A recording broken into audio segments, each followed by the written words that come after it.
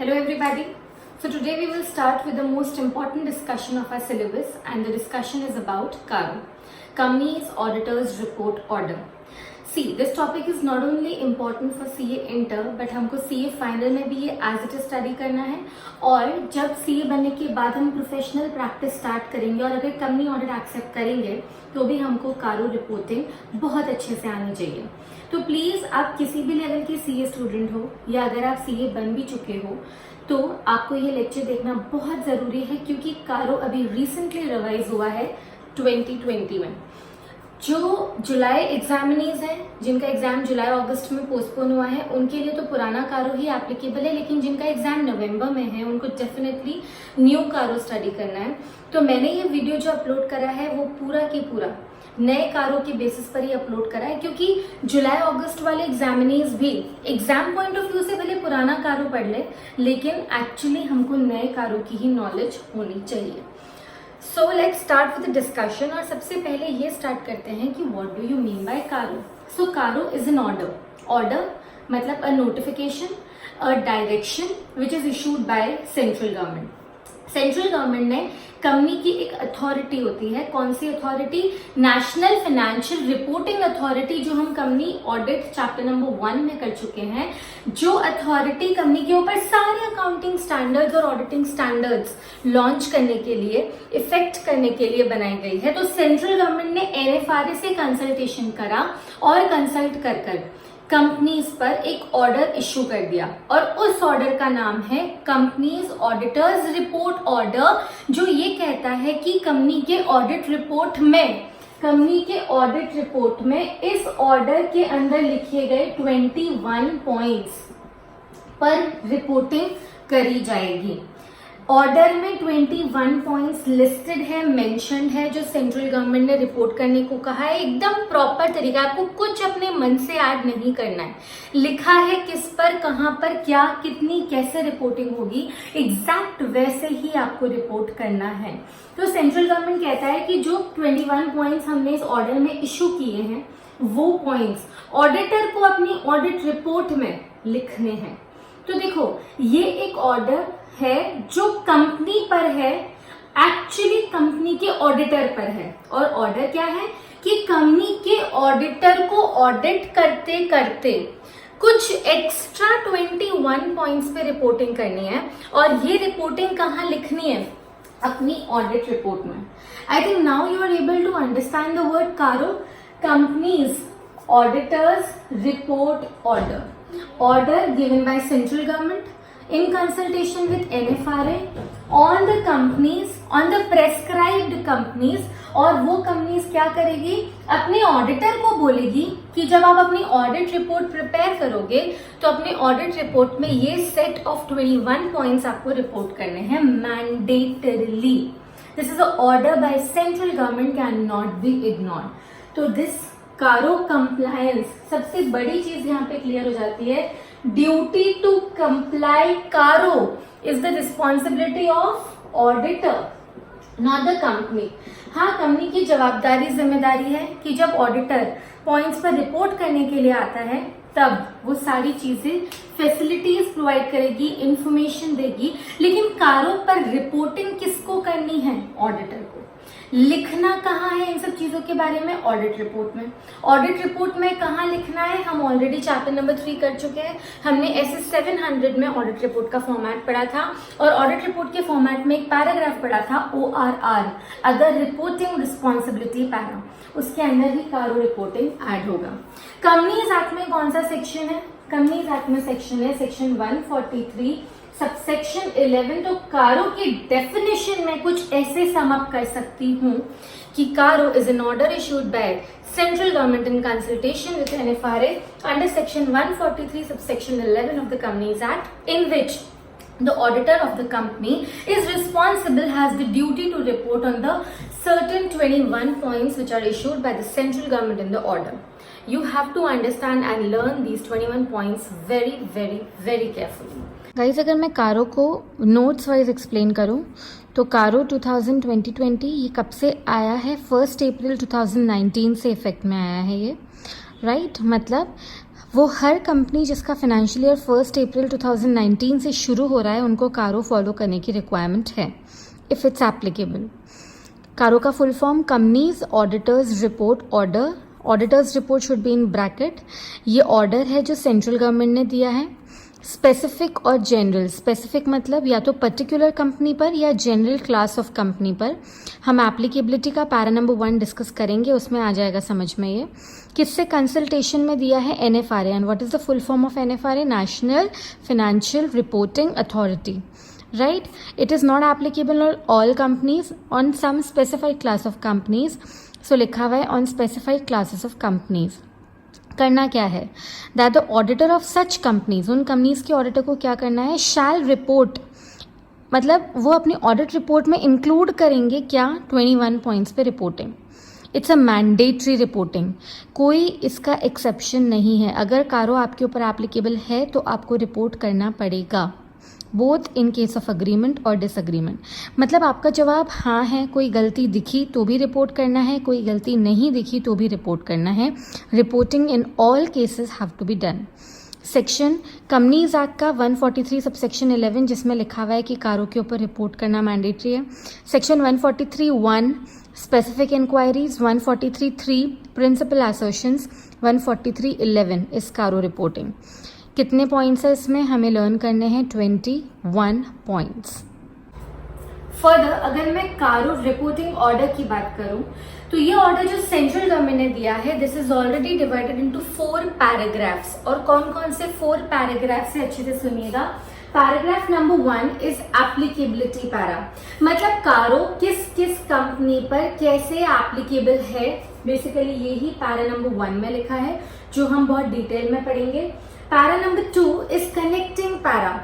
What is connecting para? Connecting para मतलब जो applicable companies है पैरा नंबर 1 वाली कंपनीज को पैरा नंबर 3 के 21 पॉइंट्स पर और पैरा नंबर 4 में भी रिपोर्टिंग करनी है। तो para 2 is a connecting para which says para 1 वाली कंपनी को पैरा 3 और 4 के पॉइंट्स पर रिपोर्ट करना है, right? Para 1 applicability, para 2 connecting para, para 3 is the crux of the CARO. It's the most important thing because इनमें ही है वो 21 पॉइंट्स जिस पर हमें रिपोर्टिंग करनी है, जो it's the heart of the CARO. So we have to learn it very very carefully. हर पॉइंट पर अपन सुपर एम्फेसिस देंगे और बहुत अच्छे से स्टडी करेंगे और लर्न करेंगे। एंड पैरा नंबर 4 कहता है कि अगर ऊपर लिखे गए किसी भी पॉइंट में 21 पॉइंट्स में से किसी भी पॉइंट में अगर आपने कोई भी एडवर्स या क्वालिफाइड ओपिनियन दिया, मतलब आपने कोई भी गलती निकाली, क्वालिफाइड या एडवर्स या डिस्क्लेमर दिया, आप किसी पॉइंट को चेक नहीं कर पाए, तो ऑब्वियसली आपको क्या लिखने हैं? रीजंस लिखने हैं। Reasons to be mention for every qualification, for every adverse comment and for every reservation. Reasons have to be prescribed, right? So directly अगर मैं स्टार्ट करूं para number 1, para number 1 says applicability para. Applicability para का मतलब कारो किन किन companies पर applicable है, तो अच्छे से सुनिए। लिखा है कारो सारी कंपनीज के ऊपर एप्लीकेबल है। कारो is applicable on all the companies, जितनी भी कंपनीज होती है सब पर एप्लीकेबल है, लेकिन एक्सेप्शंस दे दिए हैं कि कुछ कंपनीज पर एप्लीकेबल नहीं है। वैसे तो सारी कंपनीज है but except applicable on all companies except, एक नेगेटिव लिस्ट दे दी है जो हमको फॉलो करनी है। और वो एक्सेप्ट क्या है? सबसे पहले बैंकिंग कंपनी, बैंकिंग कंपनी पर कारो एप्लीकेबल नहीं होता है। उसके अलावा इंश्योरेंस कंपनी,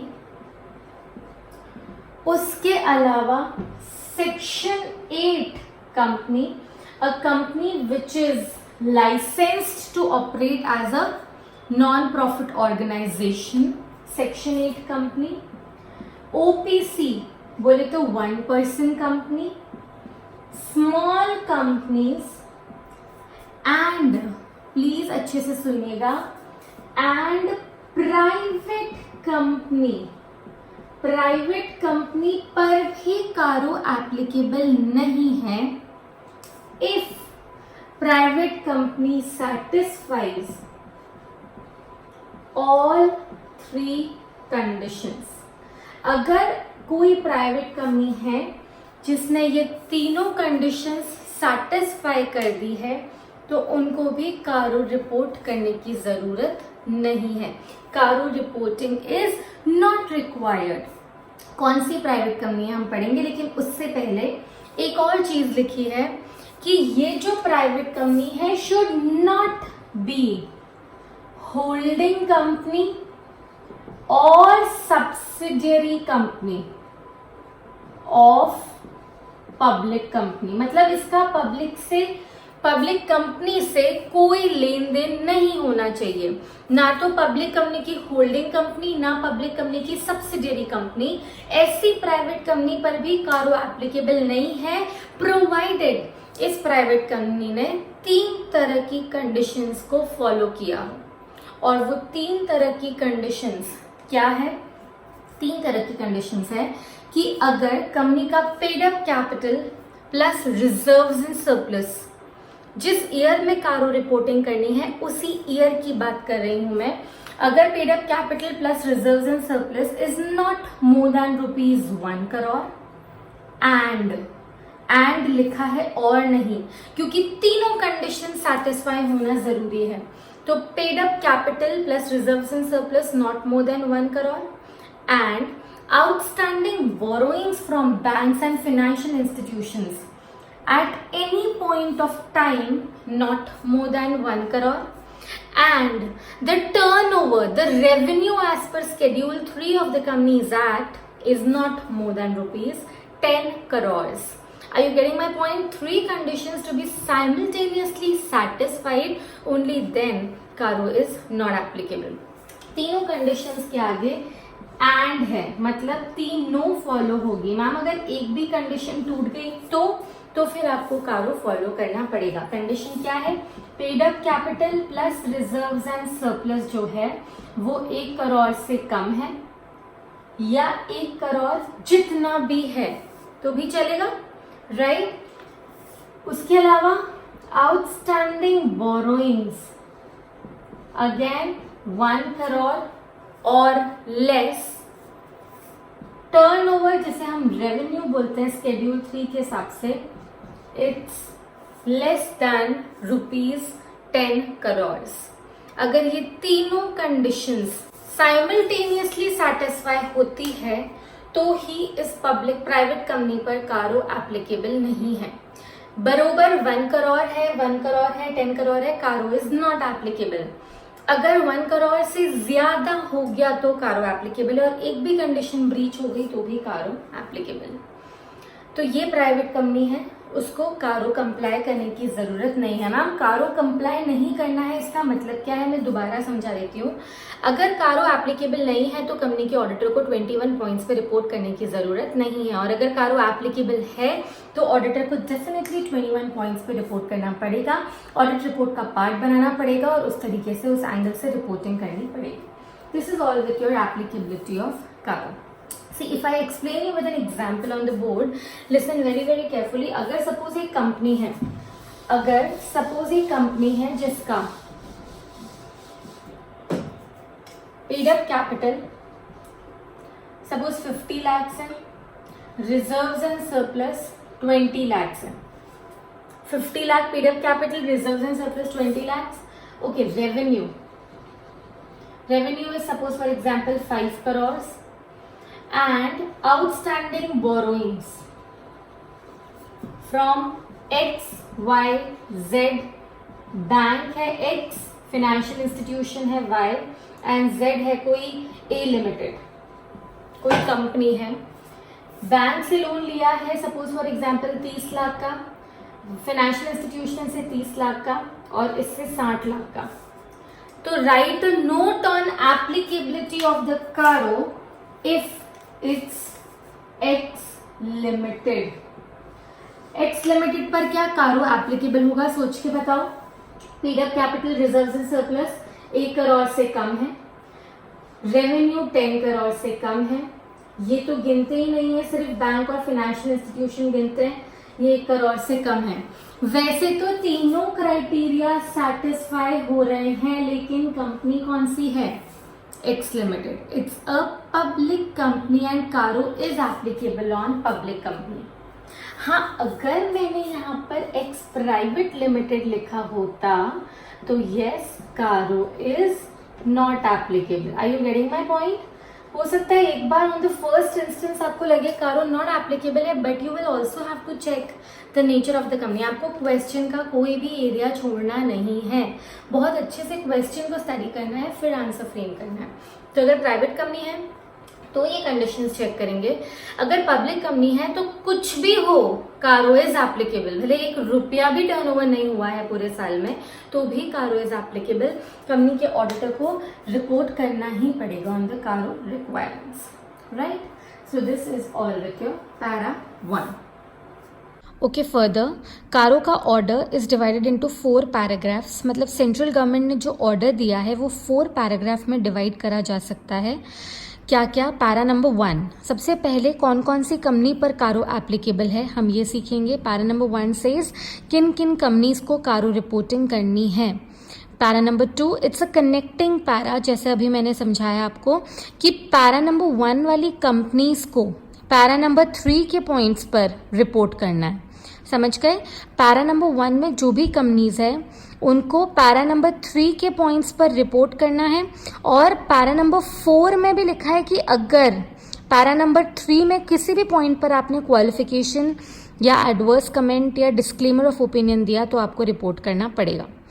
मतलब ये टॉपिक इतना इम्पॉर्टेंट है कि मैंने हैंड रिटन नोट्स बनाकर आपको एक्सप्लेन किए हैं हर एक चीज़ समझने के लिए, समझाने के लिए। प्लीज़ अच्छे से सुनिएगा। Para 1 applicability, para 2 connecting para, para 3 the 21 points which are the most important crux points, and para 4 says कि अगर ऑडिटर ने कोई भी qualification, reservation, adverse comment, disclaimer of opinion दिया है ऊपर लिखे गए पॉइंट्स पे, तो ऑडिटर को क्या देने पड़ेंगे? रीजंस। किस किस चीज़ पे? क्वालिफिकेशन गलतियां, रिजर्वेशन गलतियां, adverse comments and disclaimer of opinion. कहीं पे भी उसको लगता है कि वो रिपोर्ट नहीं कर पाया तो he will give reasons thereof. Now, if we talk about para number 1 in detail, para number 1 says applicability para. किन किन कंपनीज पर कारो एप्लीकेबल है? तो कारो is applicable on all companies. कारो सभी कंपनीज पर एप्लीकेबल है, ऑल कंपनीज। बट एक वर्ड ऐड हो गया यहाँ पे, एक्सेप्ट। कुछ कंपनीज को छोड़कर कारो सभी कंपनीज पर एप्लीकेबल है। और वो कौन सी कंपनी है? Banking company, insurance company, section 8 company, small company, 1 person company. ये तो है ही, ये 5 कंपनियां तो है ही। उसके अलावा मोस्ट इम्पॉर्टेंट प्राइवेट कंपनी। लेकिन सारी प्राइवेट कंपनी नहीं, कुछ प्राइवेट कंपनीज जो 3 कंडीशंस साइमल्टेनियसली सैटिस्फाई करती है। ऐसी प्राइवेट कंपनी जो 3 कंडीशन सेटिस्फाई करती है उन्हीं पर कारो नहीं लगेगा, वरना हर प्राइवेट कंपनी पर कारो लगेगा, राइट? तो कौन सी है वो 3 कंडीशंस? सबसे पहले ये कंडीशंस अपन कब चेक करेंगे? पिछले साल की नहीं, नेक्स्ट ईयर की नहीं, जिस ईयर कारो रिपोर्ट करना है ऑडिटर उसी ईयर के ये लिमिट्स चेक करेगा। कौन सी प्राइवेट कंपनी? जो पब्लिक कंपनी की ना तो होल्डिंग कंपनी है ना सब्सिडियरी कंपनी है।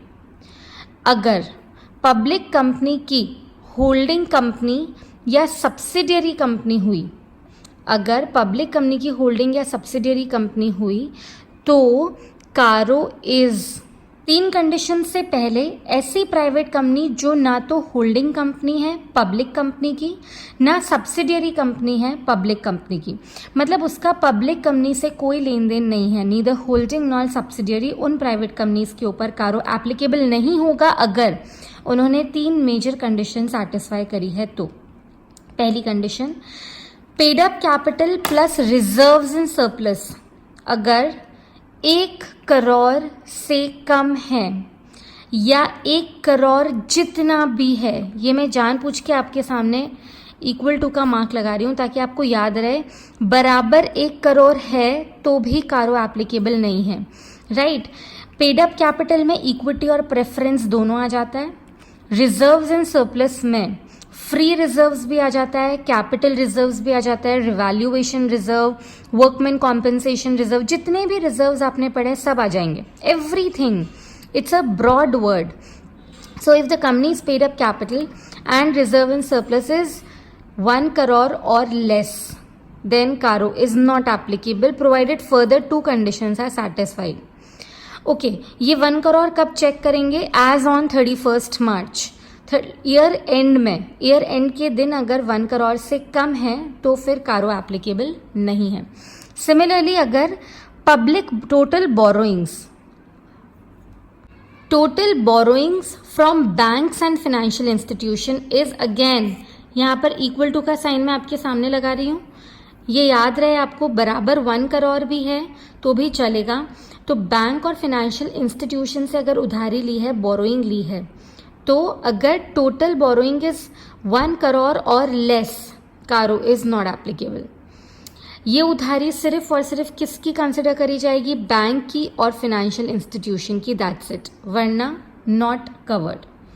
ओके, अब ये कब चेक करेंगे? टोटल उधारी जो है वो ईयर एंड के दिन चेक नहीं करनी है.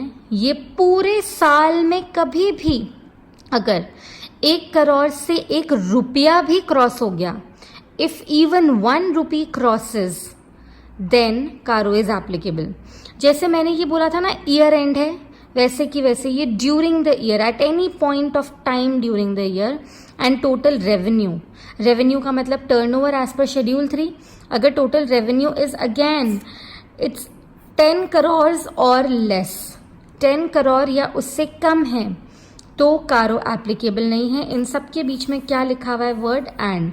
तीनों कंडीशन साइमल्टेनियसली सेटिस्फाई होगी तो कंपनी पर कारो एप्लीकेबल नहीं है. कौन सी कंपनी? Private company. कौन सी प्राइवेट कंपनी? जो ना तो होल्डिंग है ना सब्सिडरी है किसी पब्लिक कंपनी की. ओके, अगर मैं एप्लीकेबिलिटी वाला और डिटेल में समझाऊं तो ऐसी private company which satisfy all the 3 conditions, all मतलब तीनों, 3 conditions shall be exempted from कारो. मैम, exempted from कारो का मतलब उस प्राइवेट कंपनी के ऑडिटर को कारो पे रिपोर्ट करने की ज़रूरत नहीं है, उन 21 पॉइंट्स पर रिपोर्ट करने की ज़रूरत नहीं है. ओके, पेड अप कैपिटल में इक्विटी और प्रेफरेंस दोनों शामिल है. रिजर्व्स एंड सरप्लस में कैपिटल प्लस फ्री रिजर्व्स दोनों शामिल है. लिमिट क्या है? Up to 1 crore. देखो मैंने यहाँ पे वर्ड लिखा है अप टू मतलब 1 करोड़ तक चलेगा. 1 करोड़ से 1 रुपया भी ऊपर हुआ नहीं चलेगा. कब चेक करना है? बैलेंस शीट डेट के दिन.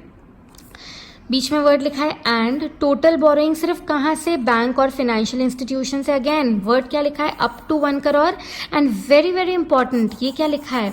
Eight any point of time. मतलब इमेजिन करो 31 मार्च के दिन 90 लाख का लोन है, लेकिन उससे जस्ट 2 महीने पहले 1 करोड़ 10 लाख का लोन था. 1.1 करोड़ का लोन था 1 फरवरी को. 31 मार्च के दिन ये लोन हो गया 90 लाख. कैसे हो गया? हमने हो सकता है रिपे कर दिया हो, पे ऑफ कर दिया हो. तो 31 मार्च के दिन चेक नहीं करेंगे. क्या पूरे साल में कभी भी eight any point of time limit cross हुई थी क्या 1 करोड़ की? यस, हुई थी. कारो इज एप्लीकेबल. ये समझ आया? At any point of time का मतलब पूरे साल में कभी भी we will check the applicability. बीच में एंड है. Total revenue up to 10 crore, ये भी कब चेक करेंगे? As on balance sheet date. Okay, total revenue कौन सा? As per schedule 3. कंपनी जो बिजनेस कर रही है उससे अगर कुछ सेल्स हो रही है, या कंपनी कोई बिजनेस कर रही थी डिसकंटिन्यूइंग ऑपरेशंस, उससे भी अगर कुछ इनकम आ रही है, सेल्स आ रही है, तो उसको कंसिडर करेंगे. This is very very important. बहुत सारे क्वेश्चंस आते हैं एप्लीकेबिलिटी के ऊपर. कोई प्राइवेट कंपनी का केस लॉ दे सकते हैं कि कंपनी का इतना टर्नओवर है, इतना पेड अप कैपिटल है, इतना रिजर्व्स है, तो कैसे क्या कंसिडर करना है. तो ये सारी चीज़ें आपको ध्यान रखनी है. Balance sheet date at any point of time and as on balance sheet date. 1 crore, 1 crore, 10 crore. क्या? Paid up capital, reserves and surplus, total borrowings only from bank and financial institutions, and this is total revenue.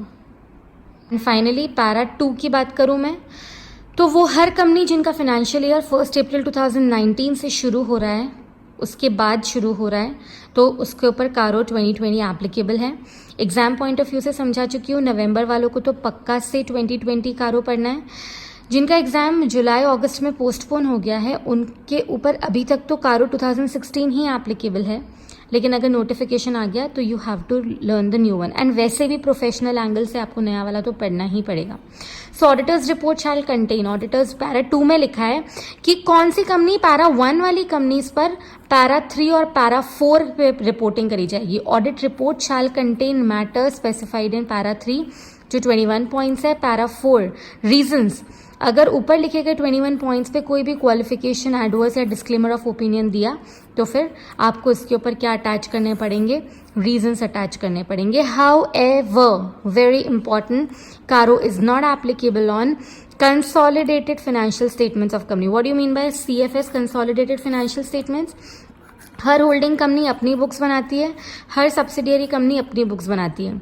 अलग अलग books पर तो कारो applicable है, लेकिन वो statement जिसमें होल्डिंग और सब्सिडियरी साथ में है, जुड़े हुए हैं, कंसोलिडेटेड मतलब इकट्ठे फाइनेंशियल स्टेटमेंट्स, उनके ऊपर कारो एप्लीकेबल अलग से नहीं होगा। ये इंडिविजुअल फाइनेंशियल स्टेटमेंट्स पर ऑडिटर रिपोर्ट करेगा। CARO is not applicable on consolidated financial statements. Para 3 are the reporting points जो हमें बहुत शांति से, मेहनत से लर्न करने हैं, उसको हम पढ़ेंगे। लेकिन पैरा 4 बहुत बार बोल चुकी हूँ इस वीडियो में ही, if any of the above point out of the 21 points are reported in adverse or qualified matter, अगर आपने ऊपर लिखे गए किसी भी पॉइंट को एडवर्स या क्वालिफाइड मैटर पे रिपोर्ट किया है तो उसको क्या देने पड़ेंगे, रीजंस। या अगर आपने कहीं पर भी, आपको ऐसा लगता है कि आप 21 पॉइंट्स पर यू आर अनेबल, आप ओपिनियन ही एक्सप्रेस नहीं कर पा रहे हो, आप सबूत ही इकट्ठे नहीं कर पा रहे हो, तो भी ऑडिटर को क्या देना पड़ेगा, रीजन। हैंड रिटन नोट्स इसलिए हैं गाइज क्योंकि तुम्हारे पास स्टडी मटेरियल है, बुक है, नोट्स तुम्हें मिल जाएंगे, मैंने PDF भेजा भी है ग्रुप में, लेकिन मैंने हैंड रिटन नोट्स इसीलिए बनाए हैं ताकि till the scratch I am able to explain you. अगर कोई भी दिक्कत है you may easily ask me.